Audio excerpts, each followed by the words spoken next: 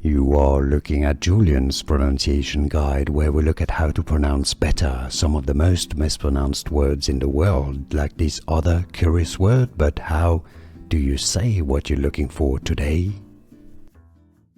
Name pronunciation. From French originally. French pronunciation Perrot, Perrot with a silent T. In English, either Perrot or Perrot. Name pronunciation. From French originally. French pronunciation Perrot, Perrot with a silent T. In English, either Perrot or Perrot.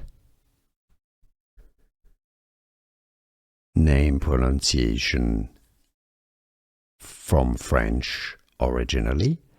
French pronunciation Perrot, Perrot with a silent T. In English, either Perrot or Perrot. Here are more videos on how to pronounce more confusing words and names too many mispronounced. Like this video if you found it useful. I appreciate your support. I'll see you soon and thanks for watching.